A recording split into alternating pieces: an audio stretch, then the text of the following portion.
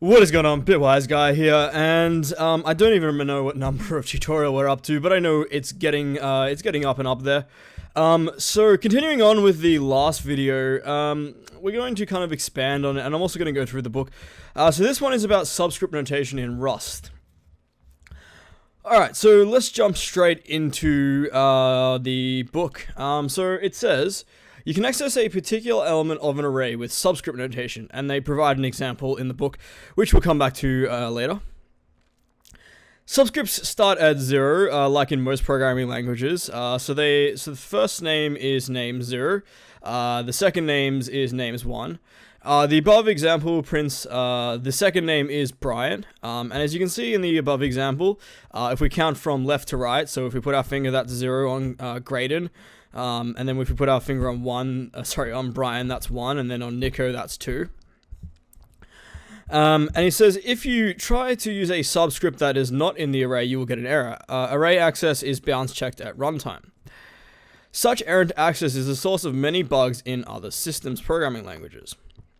And that's actually true, and I want to point out something that maybe a small minority of you will probably shoot me for, but it's the truth, and I'm sorry if it hurts you.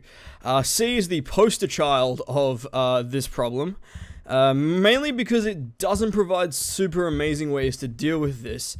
We kind of have some type safety. We have some safety in other programming languages. And at least we have some security around things, and in C++ we have certain compiler flags that we can run to make sure that these kinds of things don't happen. I mean, you can still blow your foot off in any programming language like this, but other programming languages make an attempt to make it harder. The new versions of C and the new C compilers may do this. I'm not exactly sure, but I do know that C is definitely the poster child for this problem. So what is the actual issue that we're facing here with this whole bounds checking nonsense? And when I say nonsense, well, it's a pain, so I'm just going to call it pain, really. Basically what can happen is let's say you have 3 elements in your array. So in my console, what I'll do is I'll show you. So we'll say 1, 2, 3, and then, so that's our array right there. So let's just say that I wanted to access, I don't know, let's say I wanted to access the second position, right? So 0, 1, 2, right? Let's just say I wanted to access the number 3 here.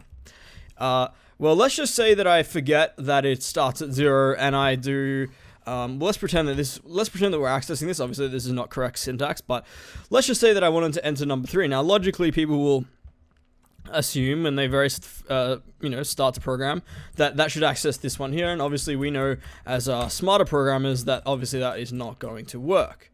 Well, what will actually happen, and especially in C and stuff, is that it will compile just fine. But what happens is when the program goes and actually tries to read from that, you get a segmentation fault. Basically, it's tried to read from a memory address that doesn't actually exist. Correct me if I'm wrong if that isn't technically what's going on, but for all my life, that's how I've understood what is going on. That is wrong. Well, the problem with that is that it opens yourself up to exploitation. Besides being really annoying in the program crashing, there's actually a lot that actually can happen with security exploits. What someone can actually do is they can actually write to the memory space in which your array would normally read from.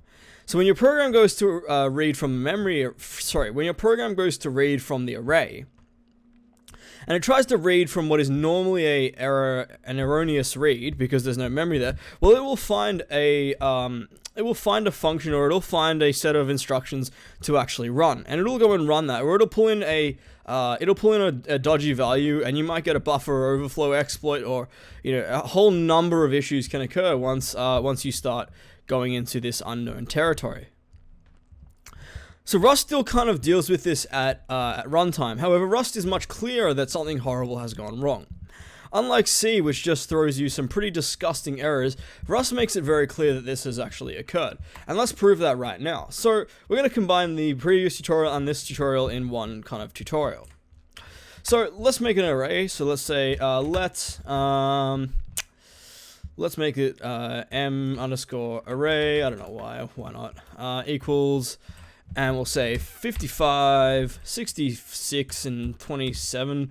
Those are not the lotto numbers. Well, they might be. Who knows? If someone told me if I get the lotto numbers, if you're a lotto player and you put these numbers down on the lotto, and you win, that'd be awesome. Tell me and then give me like half the money, or don't. Whatever you want. It's up to you.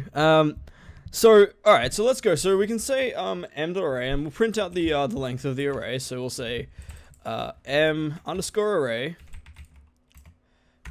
.len. Whoops. And we'll save this, and obviously Rust format will go ahead and compile it for us, and we've got no syntax issues.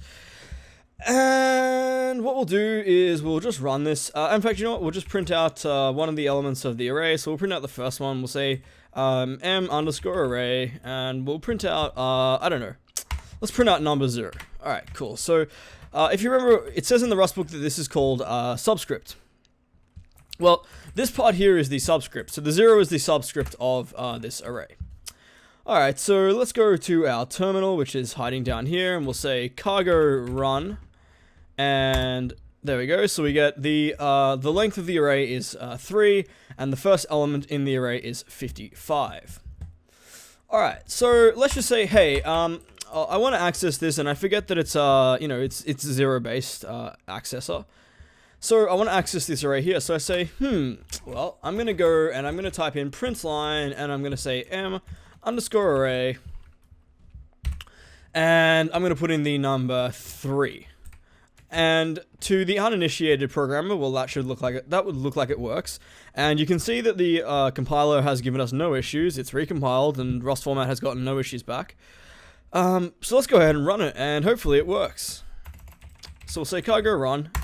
Oh no, our program has exploded in our face horrifically. We get thread main panicked at index out of bounds. The len of the array is 3, but the index is note with backtrace for backtrace. Sorry, so but the index is 3. So what that's basically saying is that well, it panicked. So the program threw an exception which was fatal to the program. That's what panicking is. Index is out of bounds. Well, that basically means that the index that we tried to access, which is number 3, doesn't exist. So we've gone past the size of the array. The length of the total length of the array is 3, but remember we have to go 0, 1, 2. So really, what we're actually doing there is accessing number 4. So that's pretty much all there is to it. And then obviously it's got this Rust_backtrace equals 1 for backtrace, which is the Rust debugger, or at least part of the Rust debugger. But anyway, that's pretty much all there is to this, guys. Thanks for watching, and in the next tutorial, which if you actually look at the book, I'm not lying this time like I did all the other times, is slicing syntax, which is a slice is a reference to a view into a data structure.